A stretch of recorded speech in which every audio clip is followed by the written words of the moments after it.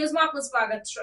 સુરેન્દ્રનગર નજીક Sayla Limbdi national highway પર luxury bus પલટી મારી હોવાની ઘટના બની છે। જણાવી દઉં કે આ ઘટનામાં 30 મુસાફરો ઈજાગ્રસ્ત થયા।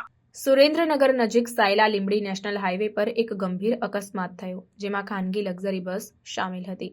આ ઘટના વસ્તડી ગામ પાસે બની હતી, જ્યારે બસના ડ્રાઈવરે સ્ટીયરિંગ પરનો કાબુ ગુમાવ્યો, જેના કારણે વાહન પલટી મારી ગયું। બસમાં 50થી વધુ મુસાફરો હતા, જેમણે ધાર્મિક યાત્રા માટે નીકળ્યા હતા। જરૂરી સેવા તાત્કાલિક સ્થળ પર પહોંચી, જેમાં 5થી વધુ એમ્બ્યુલન્સોએ ઈજાગ્રસ્તોને નજીકની હોસ્પિટલમાં ખસેડવા માટે પહોંચી। પ્રાથમિક અહેવાલો મુજબ આશરે 30 મુસાફરોને નાની મોટી ઈજાઓ થઈ છે। સદનસીબે અત્યાર સુધી કોઈ જાનહાનિની માહિતી નથી। આ અકસ્માતને કારણે હાઈવે પર ભારે ટ્રાફિક જામ સર્જાયો હતો, જેને પોલીસ દ્વારા 2 કલાક પછી સાફ કરવામાં આવ્યો। અધિકારીઓએ આ ઘટનાની તપાસ શરૂ કરી છે, જેથી આકસ્મિકતાઓને રોકી શકાય।